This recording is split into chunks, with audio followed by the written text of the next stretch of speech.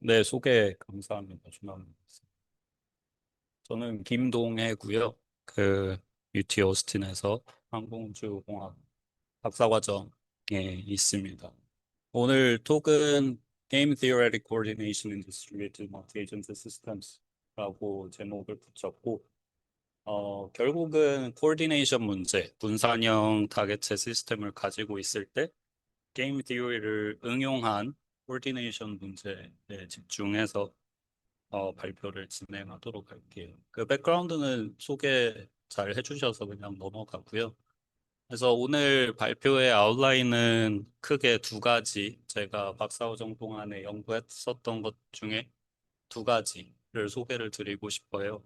첫 번째는 이제 그 분산형 멀티 에이전트 시스템이 굉장히 여러 개가 있을 텐데, 그 중에서 이제 문제 위성 제어죠, 셀라이 컨스텔레이션 컨트롤을 첫 번째로 보여드리고, 두 번째로 이제 조금 더 제너럴하게 분산형 다개체 시스템에서 어떤 위선적인 행동을 보이거나 또는 그 시스템 차원에서의 어떤 기만, 그 디셉션을 이제 시스템 안에 인퓨즈 하는 경우에 우리가 어떻게 걔를 리젝션하고 어떻게 시스템을 로버스트하게 코디네이션을 개런티할 수 있는가에 대한 주제가 두 번째 토픽이 되겠습니다.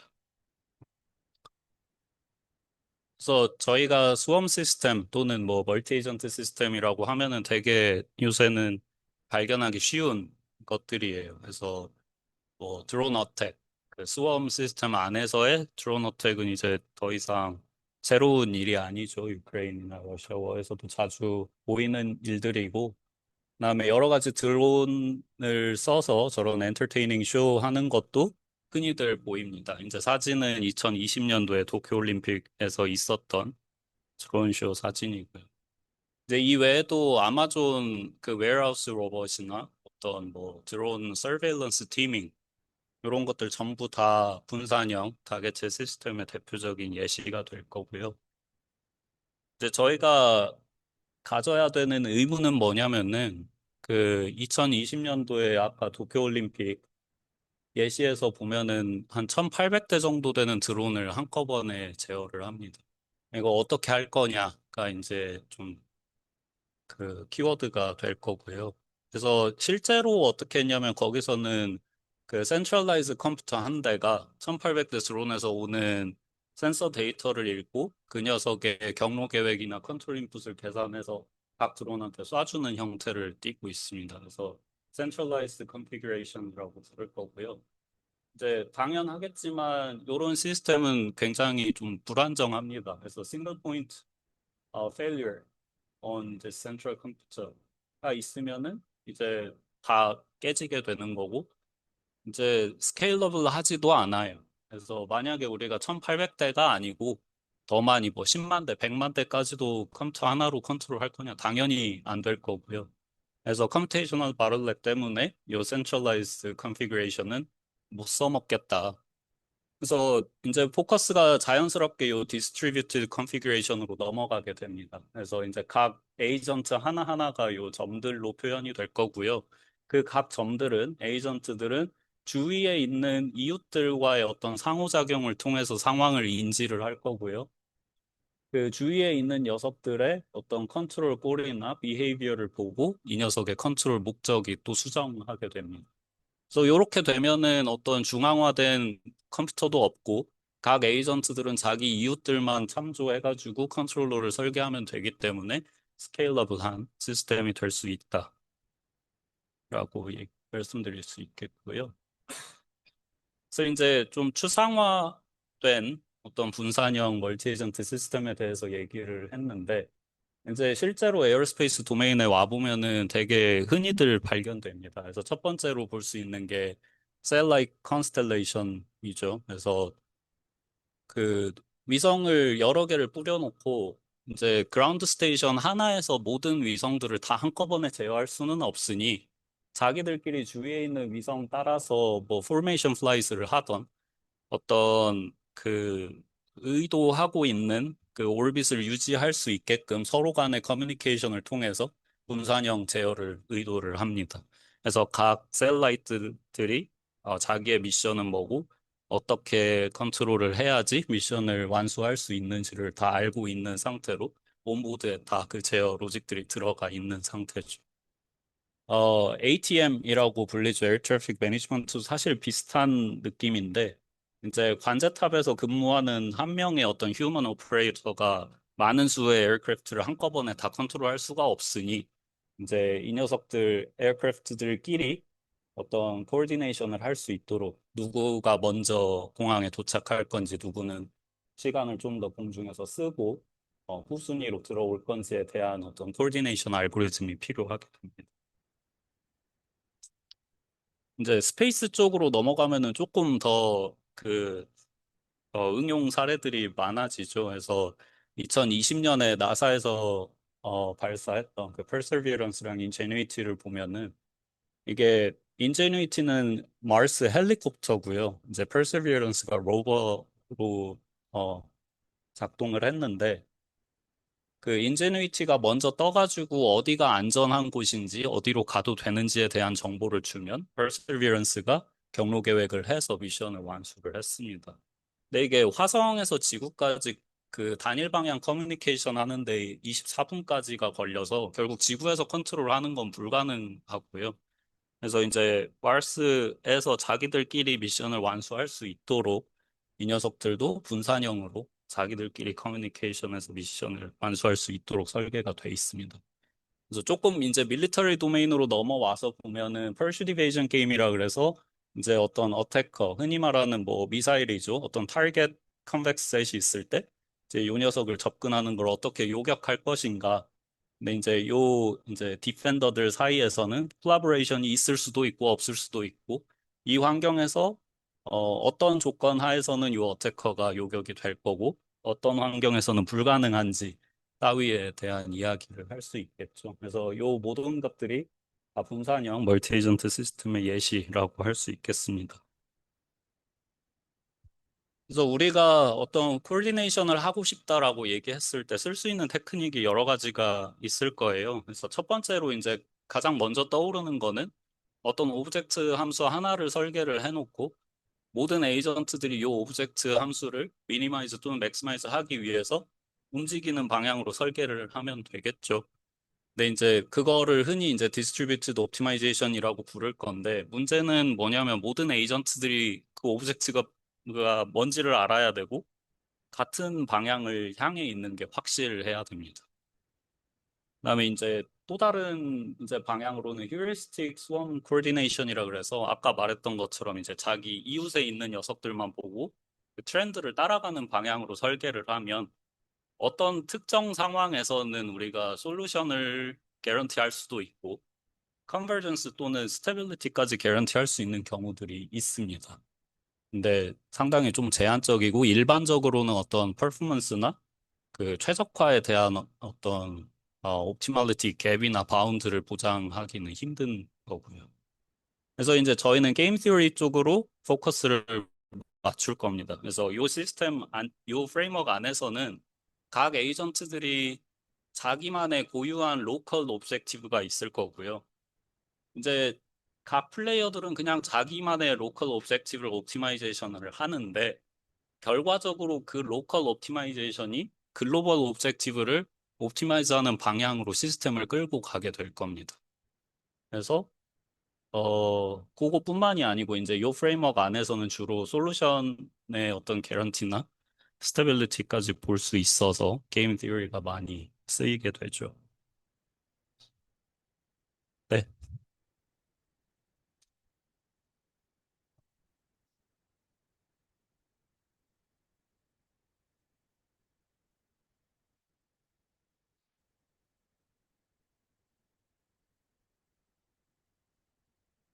어, 우리가 어떤 옵티마이제이션 문제가 있을 때 글로벌 오브젝트 펑션 하나가 있을 거고 그 글로벌 오브젝트 펑션을 옵티마이즈 할 때 만약에 글로벌 오브젝트 펑션이 여러 개의 오브젝트 펑션으로 쪼개지는 경우들이 있어요.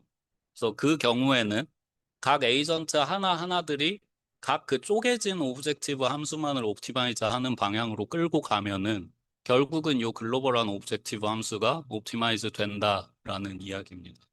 근데 그 쪼개지는 하나하나를 이제 게임 티어리에서 얘기하는 로컬 오브젝티브 함수로 해석할 수도 있는 거예요. 근데 이제 게임 티어리에서 얘기하는 거는 이 옵티마이제이션과는 다르게 그 전체 에이전트들이 내가 현재 옵티마이즈 하고 있는 오브젝티브가 어떤 글로벌 오브젝티브 함수에서 어느 부분을 담당하고 있는지 아무것도 모릅니다. 우리가 단지 요 녀석들이 로컬 오브젝티브 함수가 어떤 특별한 어떤 프로퍼티들을 만족하게끔 설계를 잘 해주면은 이제 조금 더 가능성이 열려 있는 프레임워크라고 이야기를 할 수 있겠습니다.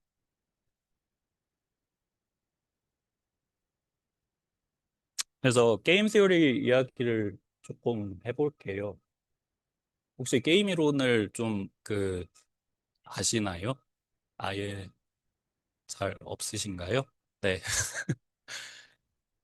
그래서 사실은 게임 이론이 경제학이랑 그 이론 컴퓨터 과학 쪽에서 좀 많이 태동을 했고 그쪽에서 많이 발전이 되다가 이제 1930년대, 40년대 쪽에서 이제 컨트롤 소사이어티에서도 이 녀석의 어떤 포텐셜을 좀 많이 집중을 하게 돼요. 그래서 이제 38년도에 보렐이랑 폰 노이만이 처음에 이야기했던 게 투 플레이어 제로 썸 게임을 푸는데 이제 미니맥스 티오렘에 대해서 이야기를 하고 이제 나중에 모르겐슈타인까지 같이 해서 이제 믹스드 스트래티지를 포함한 투 플레이어 제로 썸 게임을 집대성을 하게 됩니다. 그래서 이제 1950년대에 와서야 이제 비로소 컨트롤을 하는 사람들 입장에서 중요한 어떤 스테빌리티 또는 이퀄리브리엄 컨셉에 대해서 내시가 이야기를 하고 그게 바로 내시 이퀄리브리엄으로 잘 알려져 있습니다. 그래서 그 데피니션 먼저 좀 살펴보면은 이제 각 플레이어들이 자기가 어떤 주어진 게임 상황에서 어떤 액션을 할 수 있는지를 디파인 해주는 게 이제 스트래터지라고 볼 거고요. 그래서 요 A 스타라는 스트래터지는 내시 이퀄리브리엄이 되는데 언제 그렇게 이야기를 하냐면 UI는 이제 여기서 에이전트 I가 얻을 수 있는 유틸리티를 뜻합니다. 그래서 내가 내시 이퀄리브리엄을 따랐을 때 얻는 유틸리티가 거기서 벗어났을 때보다 항상 좋을 때. 무슨 얘기냐면 다른 모든 플레이어들이 내시 이퀄리브리엄을 따르고 있다면 내가 굳이 내시 이퀄리브리엄을 안 따를 이유가 없게 되는 거죠. 그래서 요 조인트 스트래티지, 그러니까 모든 플레이어에 대한 A 스타를 모아놓은 거를 우리가 이제 내시 이퀄리브리엄이다라고 이야기를 하게 될 겁니다. 그래서 제일 좀 쉬운 example이 그 prisoner's dilemma라고 해서 이제 저 범죄자 A, B가 경찰에 잡혔고 이제 취조받는 과정에서 범죄 사실을 부를 거냐 안 부를 거냐에 대한 거죠. 그래서 만약에 둘 다 안 불고 끝까지 버팅기면은 둘 다 감옥에서 1년씩만 있으면 되고 누군가가 불면은 그 사람은 이득을 보지만 상대방은 3년씩 감옥에 있어야 되는 거고 둘 다 만약에 불었다 그러면은 둘 다 2년씩 살게 되는 이런 구조입니다. 그래서 여기서 보면은 각 플레이어가 어떤 액션을 취하든지 간에 정해져 있어요. A 플레이어는 무조건 부는 쪽으로 갈 거예요. 예를 들어서 B 플레이어가 가만히 있겠다, 나는 불지 않겠다라고 해도 A 플레이어는 요 둘 중에 자기가 얻을 수 있는 유틸리티를 비교를 해보면 무조건 부는 게 이득이죠. 근데 B가 만약에 증언을 했다고 해도 A 입장에서도 무조건 부는 게 이득이기 때문에 얘는 그냥 pure Nash equilibrium이라고 불리는 A는 무조건 불고 B도 무조건 불게 됩니다. 이게 이제 글로벌리 봤을 때 과연 좋냐라는 건 사실 별개의 문제예요. 사실 제일 좋은 건 둘 다 안 불어서 1년씩 살면 제일 좋죠. 유틸리터리안 입장에서 보면. 근데 이제 둘 다 부는 게 이퀄리브리엄이 될 수밖에 없다. 그래서 요게 이제 내시 이퀄리브리엄의 어떤 가장 티피컬한 예시가 됩니다. 잠깐 그 게임 이야기로 조금 샜는데 이제 다시 코디네이션 문제로 돌아와 보면은 우리가 코디네이션을 한다라고 했을 때 되게 많은 이야기를 할 수가 있어요. 근데 그 중에서 이 프레젠테이션에서는 임무 할당 문제에 좀 집중을 해보겠습니다. 그래서 이 임무 할당 문제는 오른쪽에 있는 그 Generalized Assignment Problem으로 이제 설명이 되는데 우리가 어떤 에이전트랑 태스크 페어를 찾고 싶어요. 근데 이 오브젝티브를 맥시마이즈 하는 그 페어를 찾고 싶은 거고 요 델타 IJ는 무슨 뜻이냐면 태스크 J가 에이전트 I한테 어사인이 됐을 때 얻는 마지널 오브젝티브가 될 거고 XIJ는 바이너리 베리어블입니다. 태스크 J가 에이전트 I한테 어사인이 됐는지 안 됐는지. 그다음에 요 이제 아래 두 개 있는 컨스트레인트는 요거 같은 경우는 에이전트 하나가 얼마나 많은 태스크를 가질 수 있느냐에 대한 캐퍼시티 컨스트레인트고요. 얘는 한 태스크가 얼만큼 많이 어사인이 될 수 있느냐에 대한 어사이먼트 컨스트레인트입니다. 그래서 게임 티오리 안에서는 글로벌 오브젝티브는 얘지만 이제 각 에이전트는 각자 로컬리 자기한테 어사인 된 태스크에 대해서 이 녀석을 옵티마이즈 할 거다가 되겠습니다.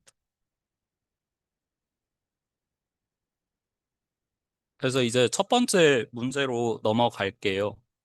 그래서 첫 번째 문제는 셀라이트 컨스텔레이션 문제입니다. 그래서 우리가 어떤 한 뭉치에 그 셀라잇을 가지고 있고 또 한 뭉치에 타겟들이 있어요. 요 지구상에.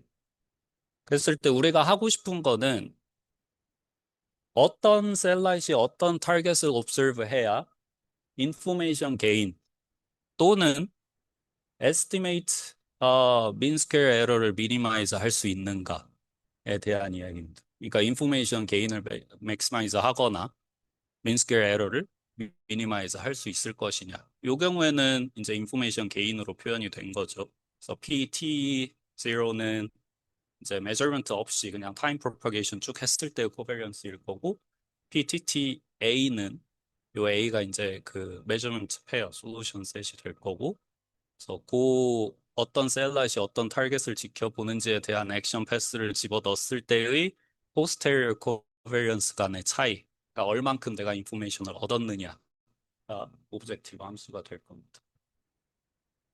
문제가 요게 되게 잘 알려진 그냥 컨비네토리얼 옵티마이제이션 문제예요. 그러니까 어떤 셀라잇이 어떤 타겟을 어떤 순서로 쳐다볼 것이냐를 알아야 되는 문제여서 컨비네토리얼 옵티마이제이션 문제라 불리고 얘는 NP hard 또는 APX hard입니다. 이게 무슨 얘기냐면 얘를 옵티마이즈 하는 솔루션을 찾기 위해서는 뭐 어떤 알고리즘을 돌리겠죠. 근데 그 알고리즘이 절대로 폴리노미얼 타임 안에는 풀 수가 없는 그런 겁니다. 그래서 무슨 얘기냐면 결국 요 문제의 솔루션은 폴리노미얼 타임 안에 못 풉니다. 최소한 익스포넨셜 컴플렉시티를 가지고 있는 이제 문제가 되는 거고. 그래서 사람들은 무슨 얘기를 하냐면 그래 옵티멀리티는 포기할게. 그러면은 휴리스틱한 거 또는 어프락시메이션 알고리즘은 뭐가 있겠나에 대한 고민을 시작을 해요. 또 다른 문제는 뭐냐면 어프락시메이션 알고리즘을 쓰면 되지만 요 녀석이 어떤 특정한 프로퍼티를 만족하지 않으면 그 솔루션에 대한 어떠한 개런티도 줄 수가 없습니다. 무슨 얘기냐면 흔히 말하는 어프락시메이션 알고리즘은 내가 옵티멀 솔루션은 찾지 못했지만 최소한 옵티멀 솔루션의 50%만큼의 퍼포먼스는 보장할 수 있는 솔루션은 구할 수 있어. 라는 게 흔히 말하는 이제 어프락시메이션 알고리즘이라고 불리는 건데 그 바운드를 줄 수가 없습니다. 요 녀석 너무 지저분해서.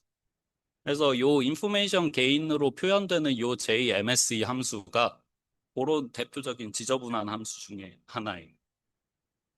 이제 그것뿐만이 아니고 이제 셀라이트들이 어떻게 잘 올비팅 하다 보면은 이제 일부 셀라이트들은 자기들끼리 이렇게 아이솔레이트 된 서브 그래프를 만들 거고 이제 요 녀석들은 다른 셀라이트랑은 커뮤니케이션을 못하는 상황도 발생합니다. 이러면 이제 무슨 일이 일어날 거냐 여기에 대해서는 오픈 퀘스천이 되는 거죠. 그래서 이제 이 문제를 어떻게 풀 거냐면 저희는 아까 말한 그 지저분한 true objective 함수, JMSE 대신에 서로게이트 버전의 오브젝티브 함수를 쓸 거예요. 그러니까 그거 대신에 조금 비슷한 녀석 대신에 좀 좋은 프로퍼티를 많이 만족해서 우리가 어프락시메이션 알고리즘을 쓰도록 허용해주는 녀석을 쓰려고 할 거고요. 두 번째는 그 솔루션 테크닉은 디스트리뷰티드 임플리멘테이션이 가능해야 됩니다. 그래서 각 에이전트 단에서 각자가 계산한 걸로 어떤 솔루션을 만들 수 있게끔 설계가 돼야 됩니다. 그 문제를 좀 정의를 해보면 일단 리니어 시스템 정의할 거고요. 리니어 매저먼트 모델을 가정할 겁니다. 그래서 우리가 어떤 셀라이트 한 대가 어떤 매저먼트를 어떤 타임 프레임에 쳐다볼지에 대한 요 액션 패스 또는 타겟 시퀀스를 액션 패스라고 부를 거고요. 그 녀석들의 콜렉션 for 모든 셀라이트를 조인트 액션 패스라고 그래서 한 에이전트가 타겟을 쳐다본다라는 얘기는 이제 얘한테 어소시에이트 돼 있는 어떤 스테이트 X를 쳐다볼 건데 이제 그 녀석의 어떤 리니어 컨비네이션으로 메저먼트를 얻겠다라는 이야기고 이제 요게 아까 얘기한 그 JMSE term입니다. 마이너스 요 SA는 슬루 코스트. 요 녀석이 이제 실제로 주어진 어떤 액션, 그 메저먼트 시퀀스를 수행하는데 그 필요한 그 실제로 컨트롤 인풋들에 대한 이야기가 요 SA라고 하면 됩니다. 어, 네. 요게 그 하다말드 프로덕트, 엘리먼트 와이즈 프로덕트. 네.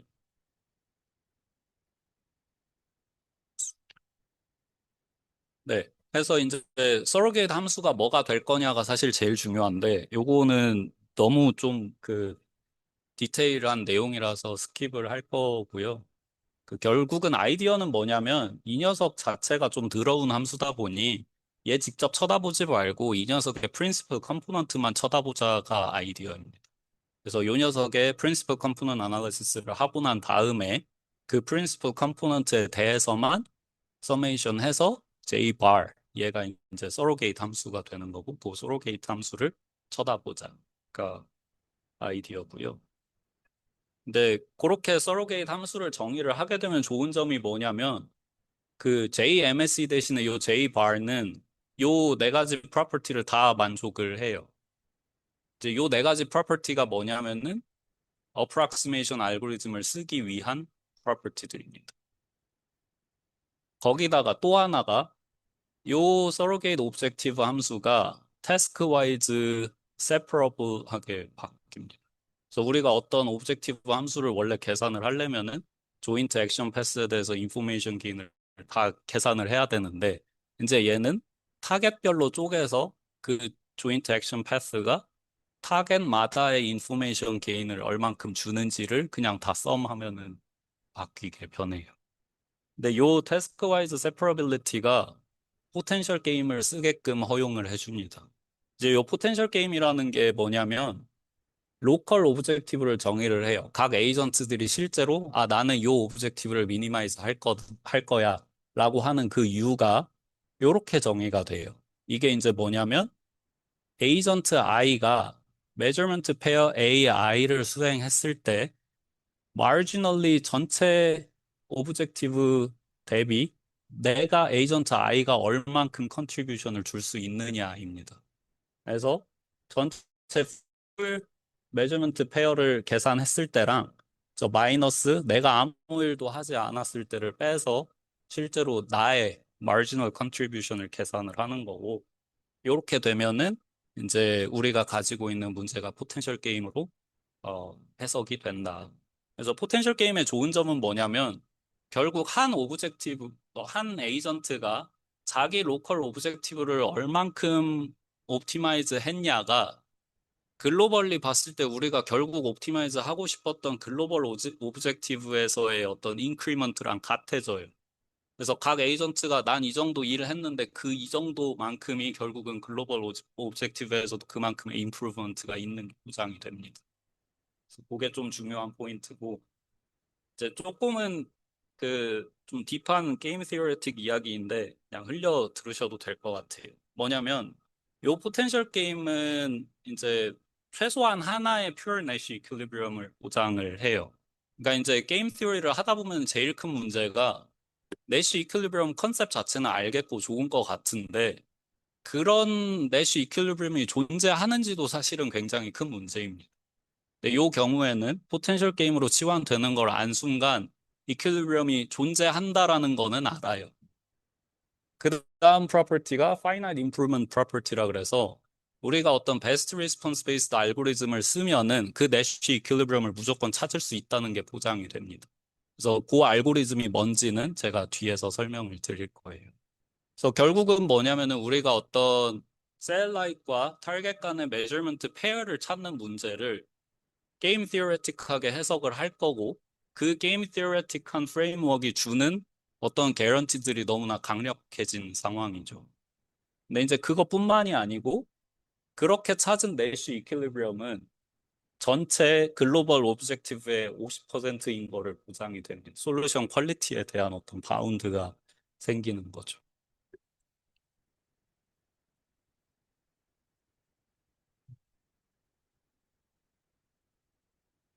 얘는 넘어가겠습니다. 시간 관계상. 어, 네.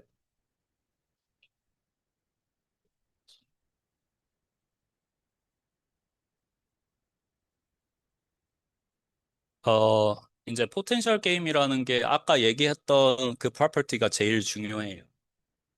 어떤 한 에이전트가 로컬 오브젝티브를 얼만큼 옵티마이즈 했는데 그 녀석이 실제로 글로벌 오브젝티브에서 얼만큼의 컨트리뷰션이 있었는지를 관계를 지어줘야 되는데 포텐셜 함수라는 게 만약에 존재를 한다면 우리가 포텐셜 게임이라고 그 프레임워크를 포텐셜 게임이라고 부를 거예요.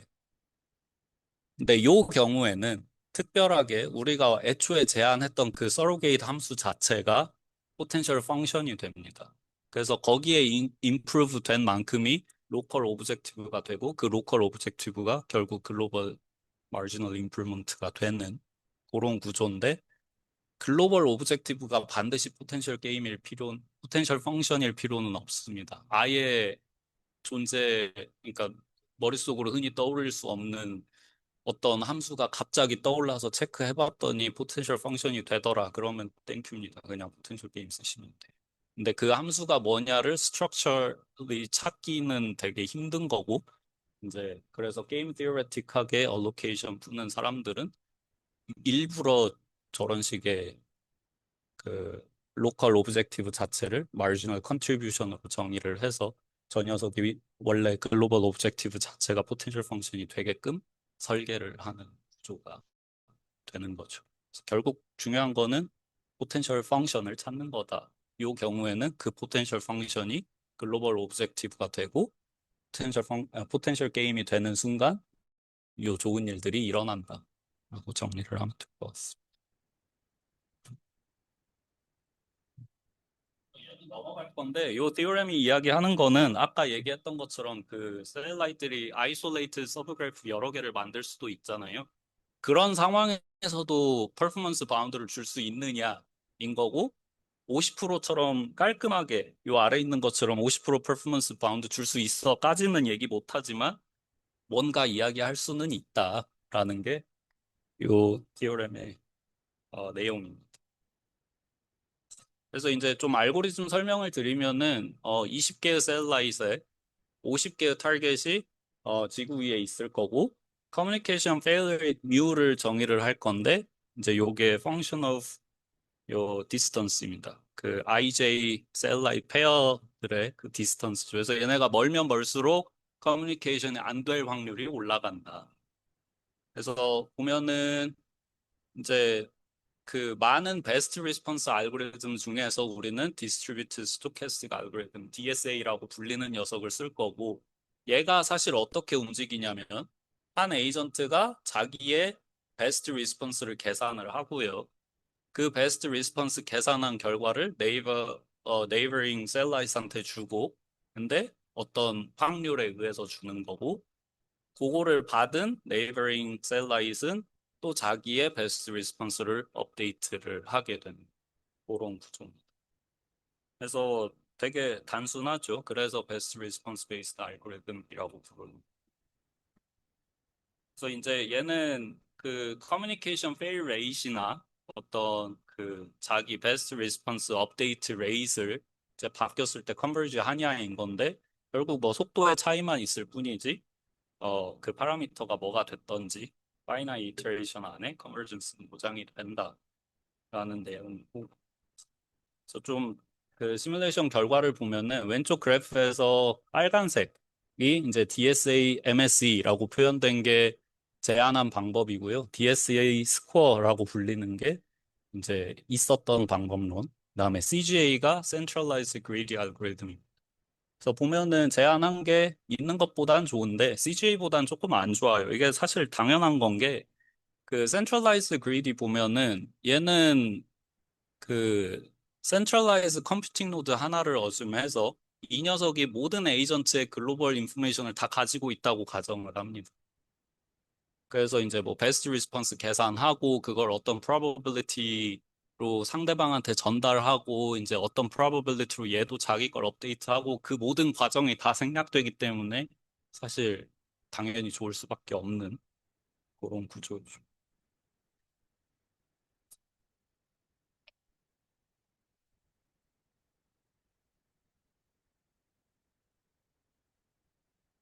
네, 이렇게 해서 첫 번째 토픽이 끝났고요. 두 번째 토픽은 코디네이션을 할 건데 그 중에 어떤 나쁜 녀석이 시스템에 껴있는 케이스가 되겠습니다. 그래서 사실 그 멀티 에이전트 시스템을 할 때 디셉션이라고 하는 게 되게 좀 흔히 일어나는 상황이기는 해요. 그래서 그 좀 클래시컬하게 바이전틴 제너럴 프로블럼이라 그래서 어떤 성 하나를 여러 명의 제너럴이 한꺼번에 공격을 하고 싶어 해요. 근데 모두가 다 코디네이션을 이루어서 한꺼번에 공격을 하면 성도 함락시키고 모두가 좋은 건데 문제는 저 제너럴들 중에 몇 명의 배신자들이 껴 있습니다. 그래서 주변에서 나는 공격을 할 거야. 근데 얘가 전담을 때는 얘 공격 안 한대. 라는 식의 어떤 거짓말을 칠 수 있는 에이전트들이 되는 거고 남들은 공격할 때 자기는 그냥 뒤로 빠지는 이제 그런 케이스가 발생을 하는데 이제 램포르트가 요거를 어떤 상황에서 요게 바이전틴 폴트에 tolerable 한지에 대한 이제 그런 연구들을 수행을 합니다. 이제 조금 프랙티컬하게 넘어와 보면은 이베이에서는 쉴비딩이라는 거를 되게 강력히 처벌을 해요. 이게 뭐냐면 내가 오버비드 또는 언더비드를 해서 원래의 옥션 프라이스를 교란시키지 말라는 겁니다. 근데 그렇게 거짓말 비딩하는 비더들이 여러 명이어서 자기들끼리 뭔가 협력해서 그 가격을 좀 고의적으로 높이거나 낮추는 이제 그런 행위까지 일어나는데 이제 그런 거 하지 말라라고 이제 EBA에서는 좀 그 강력하게 규제를 하고 있고 이제 조금 그 AI 시대 넘어오면서 좀 재밌는 예시들이 많이 나오기 시작을 해요. 그래서 2020년도에 처음으로 메타가 이제 시세로라는 그 에이전트 개발을 하는데 24년도에 얘네가 그렇게 개발한 에이전트를 어떤 그 디플로마시라는 1차 대전 배경으로 한 보드게임을 플레이하도록 트레이닝을 시켰어요. 근데 원래 메타는 시세로를 뭔가 얘는 거짓말 안 치고 휴먼한테 무조건 좋은 녀석이야 라고 홍보를 했는데 까놓고 봤더니 시세로가 이제 사람들이 자기 믿는 거를 알고 이제 그 트러스트를 역이용해서 이제 휴먼 플레이어한테 서로 거짓말 쳐가지고 자기만 이득을 얻는 그래서 휴먼 백스태핑을 해서 그냥 그 게임에서 이기려고 하는 그런 현상들이 많이 관측이 됩니다. 그래서 우리가 어떤 게임 티어레틱한 멀티 에이전트 시스템을 뿌려놨을 때 이 디셉션 문제는 무조건 짚고 넘어가야 되는 좀 큰 토픽이기는 해요. 그래서 이제 좀 엔지니어링이나 로보틱스 도메인으로 넘어오게 되면은 어 아래 그림으로 좀 모티베이션을 줄 수 있을 것 같은데 에이전트 1 앤 2가 각자한테 그 정해진 어떤 타겟으로 움직이고 있는 상황이에요. 근데 이제 에이전트 1 앤 2가 서로 만났을 때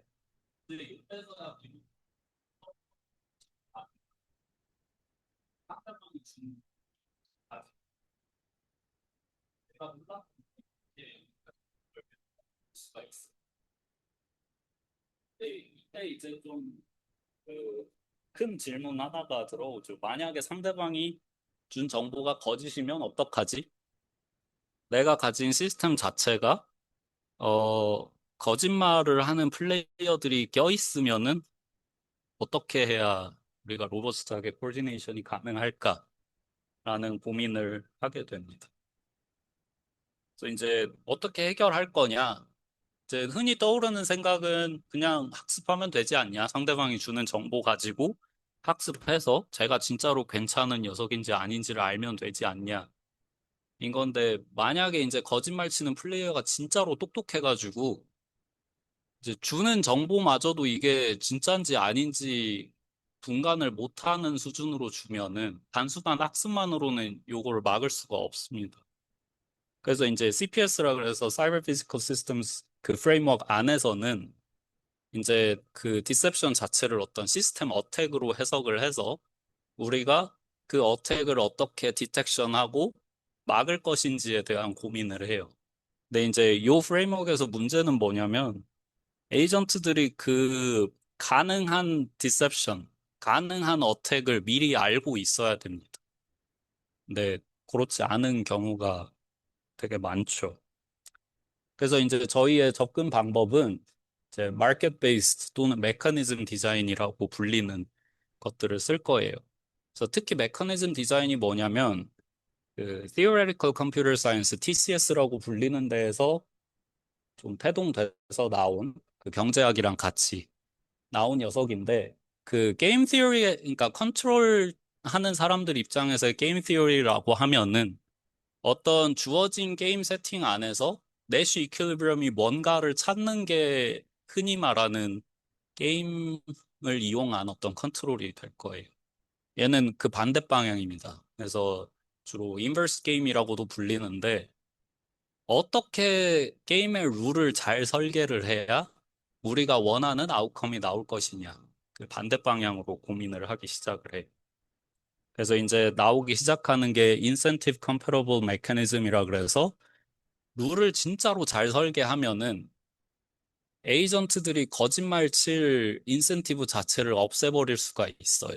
그러니까 자기의 로컬 오브젝티브를 맥시마이즈 하는 방향으로 움직이려면 결국 진실을 말해야만 하는 그런 상황을 어거지로 만들어줄 수 있습니다. 그런 거를 보고 인센티브 컴패러블 메커니즘이라고 할 거고 뒤쪽에서 조금 더 설명드릴게요. 그래서 결국 우리가 하고 싶은 건 뭐냐면 기본적으로 메커니즘 디자인의 아이디어를 쓸 건데 이제 디셉션을 완전히 막을 수 없는 케이스가 많으니 그런 플레이어가 있을 거라는 건 인정을 할 거예요. 그러면서 만약에 그 커뮤니케이션 인포메이션 같은 게 이게 거짓인지 아닌지 모호한 상황들이 많으니까 그거 그냥 끌어안고 가겠다는 겁니다. 근데 그 와중에서도 어떻게 하면은 디셉티브 플레이어를 이렇게 그 임팩트를 줄일 수 있는지에 대한 연구예요. 그래서 가기 전에 CBBA를 조금 짚고 넘어갈게요. 그 카이스트 최한림 교수님이 2009년에 이제 그 TRO 페이퍼에서 처음에 이야기를 하면서 좀 되게 빅 페이퍼가 됐죠. 지금은 사이테이션이 뭐 1300이 넘은 걸로 알고 있는데 이제 고 알고리즘입니다. 그래서 기본적으로 옥션 알고리즘이에요. 각자 플레이어들이 자기들만의 어떤 베스트 리스폰스를 먼저 계산을 합니다. 그걸 이제 번들 컨스트럭션이라고 부를 거고 그렇게 해가지고 주위 애들이랑 커뮤니케이션을 해봤는데 아까 처음에 얘기했던 capacity constraint, constraint를 violation case가 생기면 그때 자기가 계산했던 일부 번들을 놓아줄 거고 다시 번들 컨스트럭션으로 가서 남은 부분을 채울 거예요. 그래서 요 과정을 계속 반복하다 보면은 결국 어떤 솔루션으로 컨버지 되고 모든 에이전트가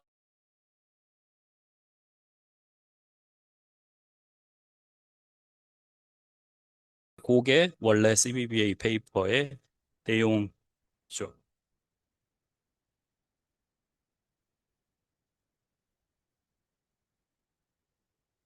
그 원래 페이퍼를 보면은 조금 의문이 드는 부분이 있어요. 어떤 부분이냐면은 저 conflict resolution 부분인데 저 conflict resolution을 어떻게 하냐면 요 컨스트레인트를 어기는 어떤 어사이먼트가 생기면은 누군가는 그 태스크를 킵할 거고 누군가는 놔줘야 될 거잖아요. 그거를 옥션으로 결정을 해요. 근데 문제는 어떤 플레이어가 내가 거짓말을 쳐서라도 그 태스크를 꼭 쥐고 있을 수도 있다는 거죠. 그래서 만약에 그 플레이어가 이제 저 글로벌 오브젝티브를 향해서 움직이는 애면 상관이 없는데 난 그런 거 관심 없고 난 그냥 내 로컬 오브젝티브 좋으면 좋겠어. 그리고 심지어 그 로컬 오브젝티브가 남들한테 말한 거랑 다를 수도 있는 상황인 거. 또는 누군가가 여기 너희랑 같은 에이전트야라고 소개시켜줬는데 걔가 사실은 뭐 해킹을 당했다든지 해서 모든 태스크를 다 얻고 그냥 난 안 해버릴래라고 해서 시스템을 망칠 수도 있는 거죠. 그래서 핵심은 뭐냐? 어떤 한 플레이어가 저 옥션 하는 와중에 비드를 엄청나게 큰 값을 계속 불러서 모든 태스크를 다 그냥 흡수하고 안 해버릴 수 있는 상황도 있는 겁니다. 근데 요 CBBA 프레임워크에서는 그걸 막을 수가 없어요. 그래서 이제 걔를 막기 위해서 조금 아이디어를 빌려 올 거예요. 그래서 경제학이나 TCS에서 얘기하는 이제 그 저기 비크리 클라크 그로스 메커니즘에서 VCG 메커니즘이라고 불리는데 저거에 어떤 특별한 케이스 하나를 불러올 겁니다. 그게 비크리 옥션이라고 불리는 거고 다른 이야기로는 이제 세컨드 프라이스 세일즈 비드 옥션이라고 하는데 이제 예로 설명이 돼요. 그 아이템 하나가 옥션에 나왔을 때 누가 가져갈 거냐? 제일 비드 높게 부른 애가 가져갈 건데 걔가 돈을 내야 돼. 그 아이템 값을. 이거는 세컨드 largest. 그래서 세컨드 프라이스 세일 비드 옥션이라고 불리는 거고. 그래서 위너는 가장 큰 비더. 페이먼트는 세컨드 largest 비더. 그다음에 이 옥션이 진행되는 동안에 에이전트들의 유틸리티는 이제 패스부터 얻을 수 있는 vertical objective 구조죠. 요 비클 옥션이에서 되게 중요한 지점 하나가 요거는 도미넌트 스트래티지 인센티브 컴패러블 메커니즘입니다. 무슨 얘기냐면 에이전트가 자기의 저 유틸리티를 맥시마이즈 하기 위해서는 거짓말을 치면 안 됩니다. 그래서 저 비드가 EIT라고 불리는 요 비드 밸류가 무조건 자기의 true local objective가 돼야 돼요. 그래서 얘보다 오버비드 하는 순간 오히려 expected 저 유틸리티 값이 내려감. 그래서 이제 요 페이먼트를 이용해서 그 어떤 truthful behavior를 강제시키는 거죠. 문제가 하나 있는 게 이제 저희는 그냥 어떤 그 에이전트들, 태스크들이 있고 그냥 우리는 그 페어를 찾고 싶은 거일 뿐이에요. 제일 좋은 페어를. 페이먼트라는 게 없습니다. 그 로보틱스나 엔지니어링 어플리케이션은 웬만한 케이스에 그래요. 그래서 이제 그 원래 이코노믹스나 TCS에서 다루던 그 마켓 베이스드 example들을 보면은 걔들은 있죠. 모니터리 페이먼트가 그냥 아이템 샀으면 돈 내는 거 당연하잖아요. 근데 그런 게 없습니다. 엔지니어링에서. 그래서 우리가 이제 로봇들 있고 태스크들 있고 어사이먼트 하자. 근데 페이먼트가 뭐니 그런 거는 없어. 그래서 저 페이먼트라는 시그널 자체를 우리는 어떤 가상의 시그널로 해석을 할 거예요. 그래서 얼마나 저 페이먼트에 대해서 신경 쓸지는 에이전트 맘인 거고.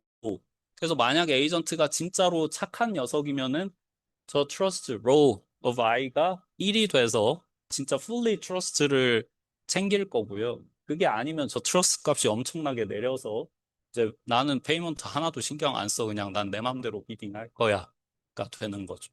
그래서 예를 들면은 만약에 트러스트가 엄청나게 작은 값을 에이전트 i가 쌓이시면 얘는 사실 뭐 관심 없어.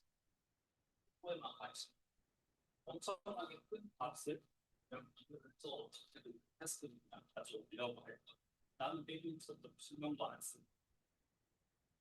그래서 트러스트에 따라서 에이전트를 두 타입으로 나눌 거고요. 그래서 honest 플레이어냐, deceptive 플레이어냐가 나누어질 겁니다.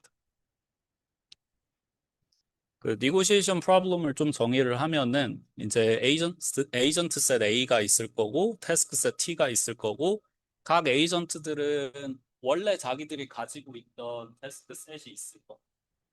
그 중에서 서브셋을 하나 정해서 테이블에 나온 녀석을 옵션을 돌려서 다시 얼로케이션을 진행을 할 거예요.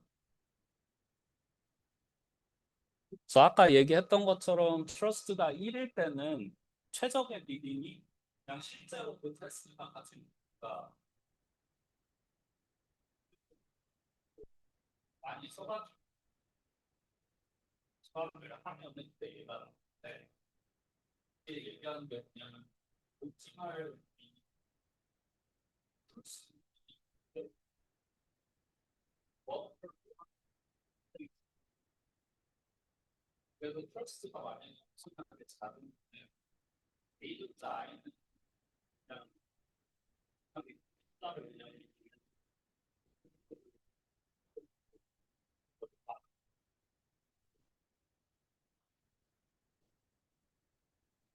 나오기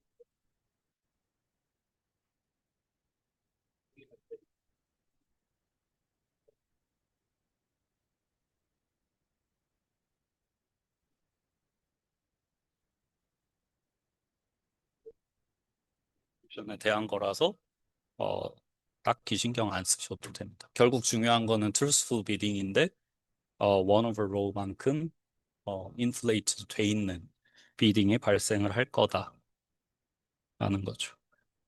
이런 상황에서도 바운드에 대해서 이야기를 할 수가 있습니다. 그래서 저 위쪽에 있는 theorem 보면은 이제 원래 2분의 1이라고 했죠. 근데 2분의 1보다는 안 좋아집니다. 요 트러스트에 따라서. 그래서 원래 CBBA가 얘기하는 50% 바운드는 못 주지만 걔보다 낮은 녀석은 줄 수 있겠다. 어, 이제 트러스트 에스티메이션을 어떻게 하느냐인데 이제 그 내 트러스트가 어느 정도인지 내가 페이먼트를 얼만큼 신경 쓰고 있는지는 기본적으로 프라이빗 인포메이션이에요. 알 수가 없는데 다른 에이전트들이 이 녀석이 비딩하는 그 히스토리를 보고 있으면은 에스티메이션이 가능합니다. 왜냐하면은 우리가 그 밸류의 그 디스트리뷰션 자체는 퍼블릭하다고 가정을 위해서 하고 가기 때문에 그렇죠. 그래서 베이지한 인퍼런스 쓰면은 에스티메이션은 가능하다. 그래서 그렇게 에스티메이션 한 거를 어디다 쓰냐면은 이제 에이전트 원 같은 경우에 얘를 얼마 내가 얘를 40%까지만 믿을 수 있겠어. 그럼 가지고 있는 테스트 중에 일부만 테스트로 유지시키기 때문에 우리는 작업을 하게 됩니다.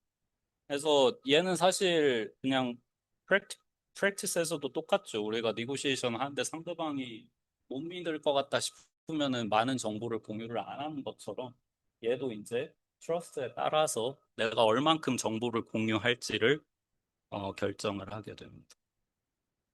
그래서 전체적인 루프는 각 에이전트들이 트러스트를 결정을 하고 리그레이션 테스트를 결정을 하고 기반으로 실제로 CV가 알고 거고 네, 나중에 와서 상대방이 비빙했던 스토리를 보아하니 트러스트가 좀 되겠구나라고 다시 데이터에서 리그레이션 들어가서 원한다면 그 태스크 인포메이션을 좀 더 늘려주고 또는 줄여주고 하는 식으로 니고시에이션이 진행이 될 거예요.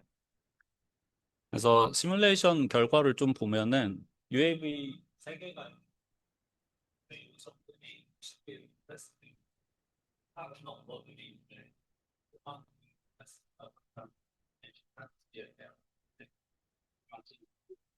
파란색, 빨간색 이 처음에 UAV 먼저 돌렸는데 어사인 이니셜 태스크 셋이 될 거예요.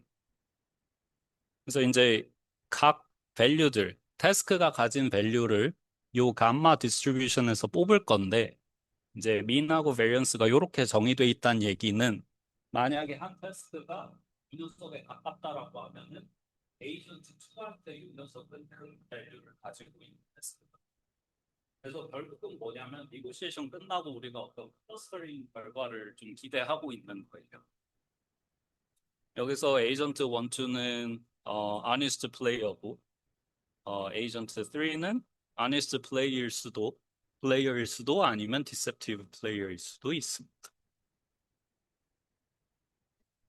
그래서 첫 번째 케이스 모든 에이전트가 honest 플레이어일 때 이제 negotiation iteration이 가면 갈수록 모든 에이전트들이 true trust를 잘 에스티메이션 하게 돼요.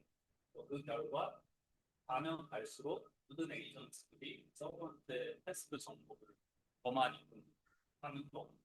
그 결과 꽤나 괜찮은 결과를 얻을 수 있죠.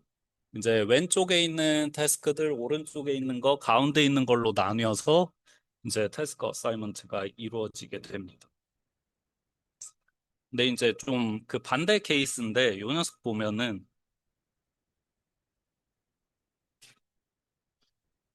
에이전트 1이랑 2가 되게 낮은 트러스트를 가지고 있어요. 에이전트 3에 대해서. 그래서 에이전트 1이랑 2는 엄청 조금 인베스팅 컨디션만이 프리하게 계획을 합니다.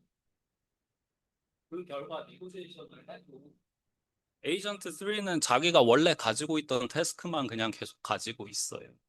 그에 반해 에이전트 1이랑 2는 잘 나눠서 갖게 된다라는 게 이 시뮬레이션 결과입니다. 그래서 조금 더 중요한 거는 트러스트 없이 그냥 아니다 쓰기게 쓰면 에이전트 3가 트러스트가 없잖아요. 남겨서요.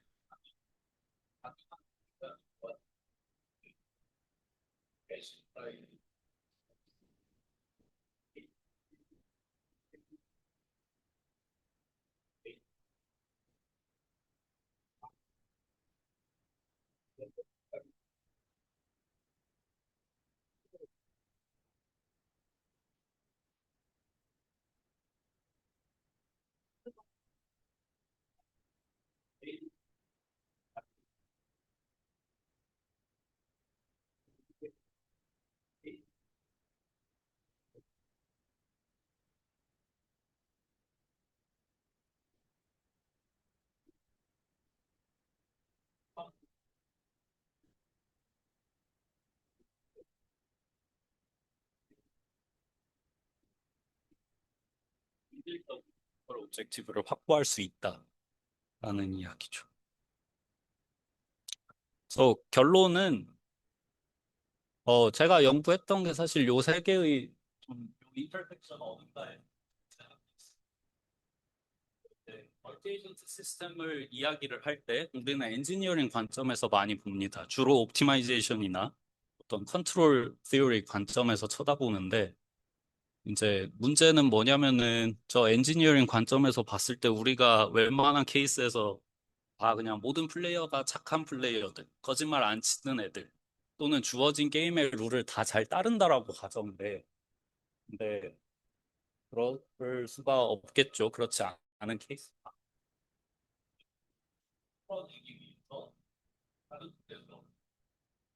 메커니즘 디자인이나 인센티브 컴패러빌리티 같은 아이디어를 좀 가져와서 분석을 할 수 있다. 그래서 이제 질문을 보면은 처음에 이제 저희가 하려고 했던 거, 디스트리뷰티드 코오디네이션을 어떻게 할 건가, 그 알로케이션 문제에 대해서.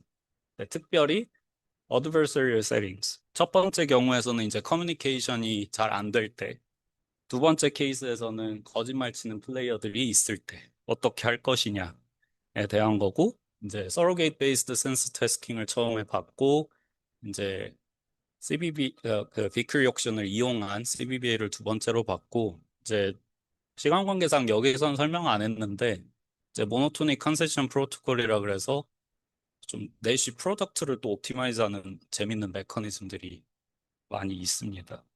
관심 있으시면 찾아보시고요. 네.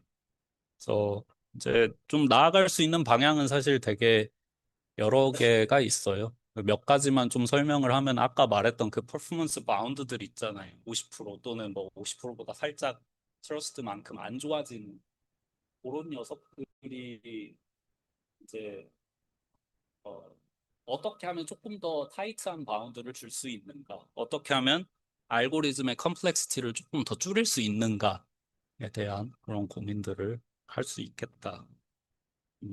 그래서 이제 그 베이스로 둔 거는 여기 저널이랑 컨퍼런스 페이퍼들로 요 슬라이드가 나온 거고 이제 그 외에 아까 말한 그 내시 프로덕트 메커니즘 관련된 거는 네, 많이 들어가 있다 주시면 되겠습니다. 네, 여기까지 제 프레젠테이션이고요. 질문 있으면 답변해 드리겠습니다. 감사합니다.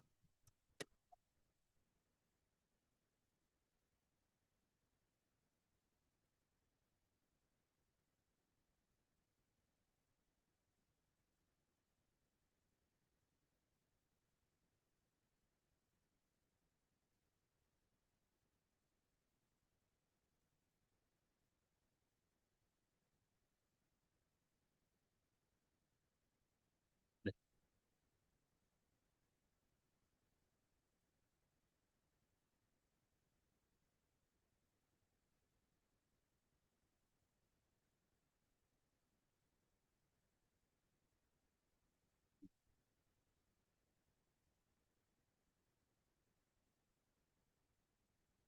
네, 되게 좋은 포인트입니다.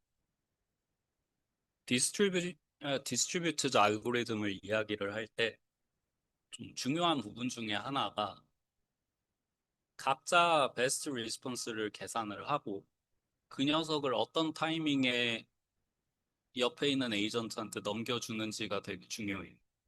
그래서 싱크로너스냐 어싱크로너스 알고리즘이냐가 딱 갈리는 거고 제가 말씀드린 DSA 알고리즘 자체는 둘 다 돼요. 어떤 거는 하나만 되는 것도 있어요. 싱크로너스만. 근데 제가 소개한 알고리즘 DSA는 둘 다 가능하고요. 그거에 대해서 퍼포먼스가 바뀌냐, 어느 이터레이션까지 지켜보느냐에 따라 달라요. 무슨 얘기냐면, 이터레이션을 많이 반복하면 할수록 결국에는 내시 이퀄리브리엄으로 다 수렴합니다. 근데 얼만큼 빠른 속도로 수렴할 거냐에 대한 이야기는 DSA가 하지 못해요. 그래서 순서를 바꿨는데 진짜로 운이 너무 좋아서 그냥 한 번에 수렴하는 케이스도 있어요. 근데 순서를 만약에 조금 지저분하게 걸려서 이터레이션이 오래 걸려서 그 대시 찾아갈 수도 있어요. 그래서 그런 관점에서의 퍼포먼스를 이야기하는 거라면 차이가 있어요. 컨버전스 속도의 차이가 있을 겁니다. 근데 만약에 우리가 enough number of finite iteration을 보장을 할 수 있다면 사라지는 솔루션 자체에 대해서는 하나의 핵심.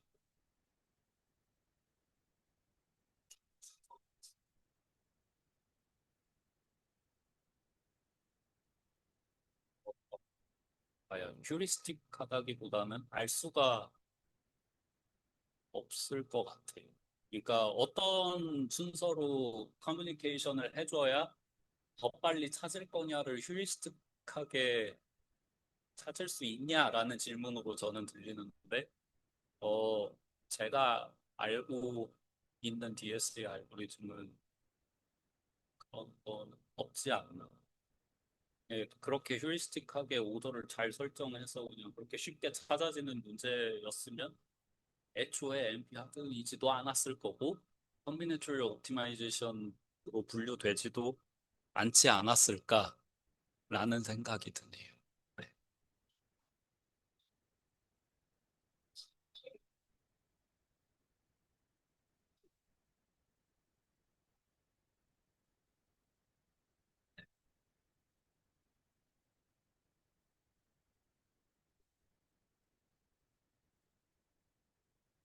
네,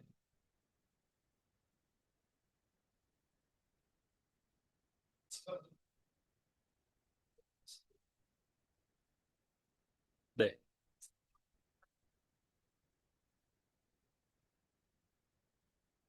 시퀀셜이라는 거를 반드시 원투원 커뮤니케이션으로 생각할 필요는 없습니다. 그래서 아까 얘기한 것처럼 시퀀셜인데 브로드캐스팅 순서를 시퀀셜로 정할 수도 있는 거고 원투원 커뮤니케이션을 뭔가 랜더마이즈해서 순서를 정할 수도 있는 거고 왜냐면은 DSA 자체는 synchronous나 asynchronous 다 수렴하는 게 알려져 있으니 순서는 중요하지 않다가 네, 답변이 될 것 같습니다. 그래서 뭐 말씀하신 대로 브로드캐스팅 방법을 택해서 한 에이전트로부터 모든 네이버링 에이전트한테 한 번에 정보를 줄 수 있으면 아마도 수렴 속도는 빨라질 것 같아요. 네, 네. 제가 뭐 시뮬레이션을 해보지는 않아서 결과는 없지만 인투이티브하게 그렇게 될 것 같다 말씀드릴 수 있을 것 같습니다.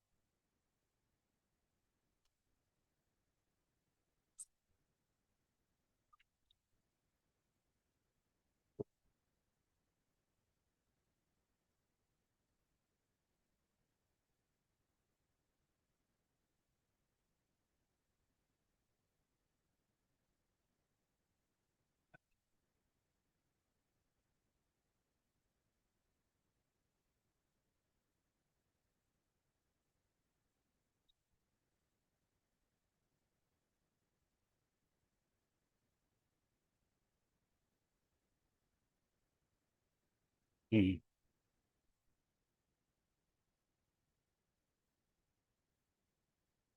어, 그러니까 질문 자체는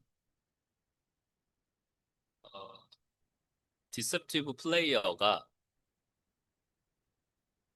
넌 마이오픽 스트래티지를 할 만큼 똑똑해서 처음에는 착한 척해서 날 믿게 만든 다음에 뒤에 가서 갑자기 돌변하면 어떡하냐인 거죠. 일단 요 두 번째 프레임워크에서는 전혀 문제될 게 없습니다. 두 가지 차원에서 그런데 첫 번째는 그 디셉티브 플레이어가 언제 돌변해야 되는지의 그 타이밍에 대한 정보가 아무것도 없어요. 만약에 그 디셉티브 플레이어가 상대방의 트루 트러스트를 완전히 알고 이 녀석이 가지고 있는 이니셜 태스크 셋도 다 알고 모든 시스템 정보를 갖고 있다면 아마도 언제 어떤 디셉션을 써야지 좋은지를 바로 알 거예요. 근데 이 세팅에서는 상대방 트러스트 레벨을 모르고 공개되지 않은 태스크 정보에 대한 정보가 없기 때문에 그런 논 마이오픽 스트래터지는 쓸 수는 있지만 언제 돌변해야 될지 그 타이밍을 잡을 수가 없습니다. 그래서 디셉티브 플레이어 입장에서도 갬블링 하는 거랑 똑같은 상황이고 두 번째는 그렇다 손 치더라도 정상적인 에이전트 두 명은 다시 트러스트를 내릴 수도 있어요. 그래서 이제 요거는 언제 우리가 니고시에이션 루프를 끝낼 거냐에 대한 문제인데 좀 어느 정도 좀 버퍼를 두고 좀 안정화될 때까지 기다렸다가 끝내겠다라는 터미네이션 조건만 추가를 하면은 에이전트 1, 2 입장에서는 이제 갑자기 돌변했다? 그러면은 트러스트 확 내릴 거고 그거에 따라서 공개되는 인포메이션 정보도 확 줄 거고 그럼 에이전트 3 입장에서 아 처음에 좋았는데 그냥 그때 끊을 걸 이 되는 상황이죠. 그래서 결국은 리고시에이션을 언제 어떻게 끝낼지가 아네스트 플레이어 손에 있기 때문에 이게 아무리 그런 돈 마이오픽 스트래티지가 있더라도 디셉티브 플레이어한테는 상황이 쉽지 않다.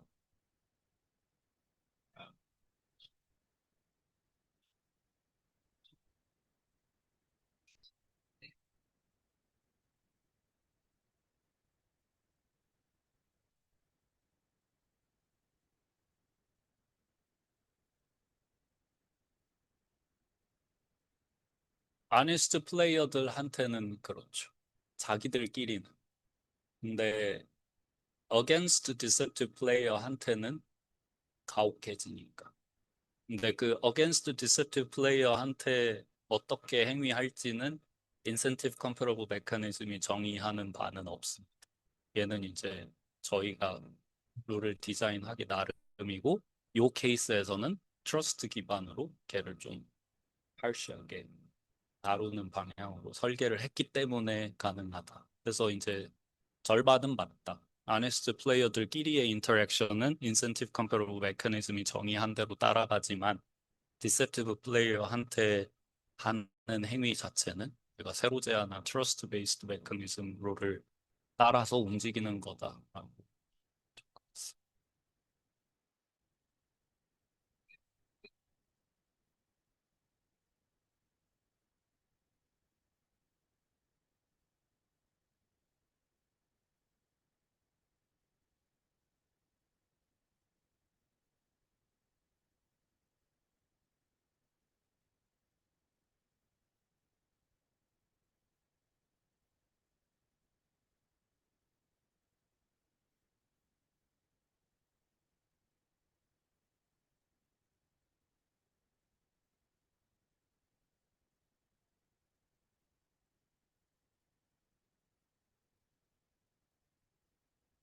음. 어, 얘도 두 가지일 것 같아요. 일단 그 처음에 타스크의 밸류 자체를 아마 디스트리뷰션에서 샘플을 해오는 구조라서 아무리 알았을 때 기준적으로 우리가 기대한 만큼의 클러스터링이 나오지 않을 확률이 많이 많지죠. 예를 들면 이런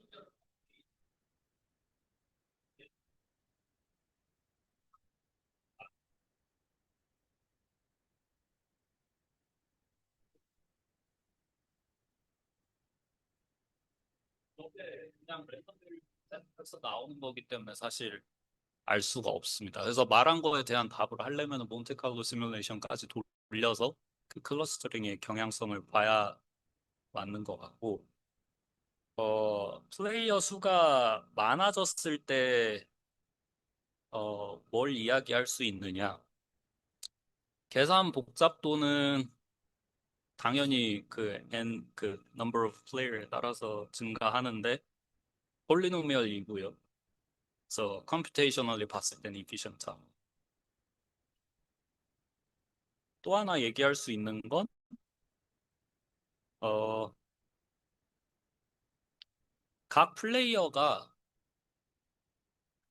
하나의 오포넌트에 대해서 하는 행위 자체는 크게 변하지 않아요.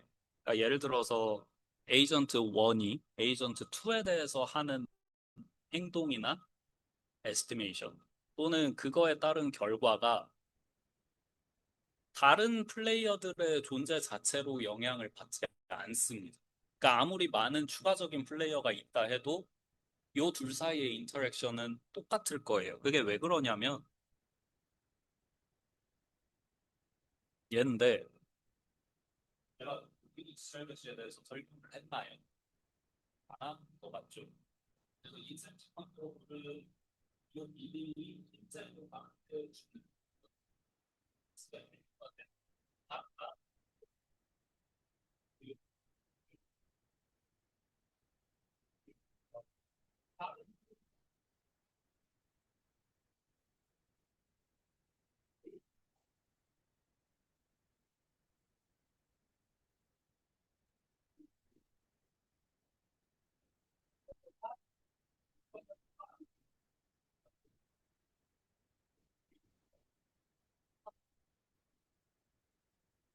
그런 차원에서 에이전트가 많아도 그 인터랙션 자체는 변하지 않을 거고 하나 조금 추가로 얘기할 수 있는 거는 만에 하나 디셉티브 플레이어들끼리가 서로를 알아볼 수 있는 환경이라면은 문제 자체가 게임 위든 의 게임이 돼서 아베시스 플레이어들끼리 콜라보레이션을 해서 어떻게 시스템을 망칠까를 먼저 고민을 하고 그걸 가지고 나서 이제는 아니스트 플레이어 대 말리셔스 플레이어의 어떤 투 파티 컴피티션으로 쳐다보면은 그거는 조금 할 얘기가 많이 있어요. 근데 문제는 게임 위든 게임은 풀기 지구지 이게 어렵습니다. 본 적이 없고 메커니즘 디자인 쪽에서 이코노믹스에서 조금 그런 비슷한 얘기를 하긴 해요. 좀 마음에 안 드는 좀 이상한 놈들이 여러 명 선수들끼리 클로딩하면 어떡하지에 대한 걱정을 하는 게 있긴 한데 게임 위딩 게임처럼 이렇게 딥한 스트럭처를 가지고 있지는 않다. 조금 더 얘기할 수 있겠습니다.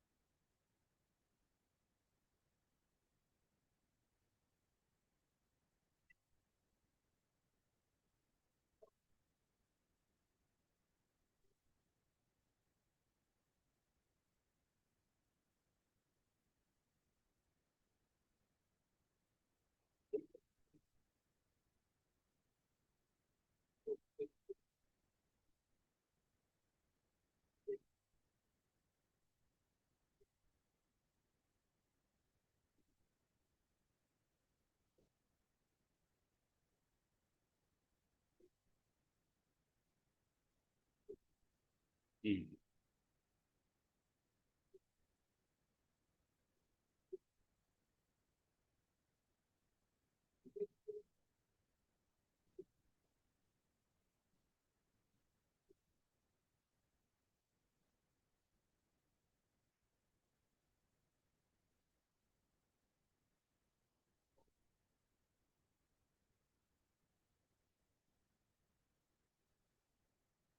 네.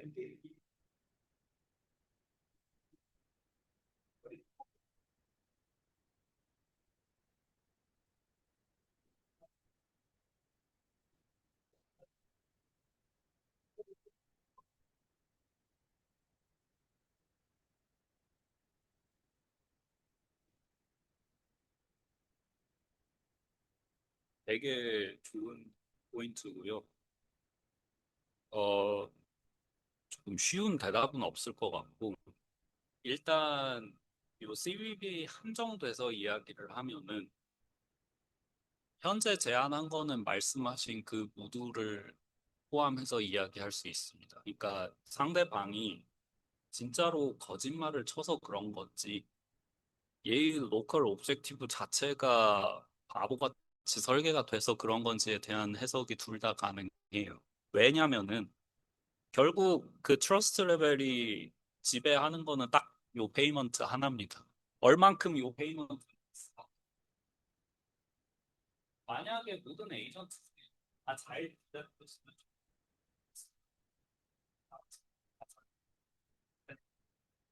얘가 거짓말 때문에 그런 건지 바보같이 설계가 돼서 그런 건지 트러스트가 그래서 이 프레임워크 자체에서는 말씀하신 두 가지 상황이 차이 없이 받아들여질 겁니다. 근데 디셉티브 플레이어를 생각해서 디자인한 메커니즘들이 다 그렇지는 않아요. 어, 예를 들면은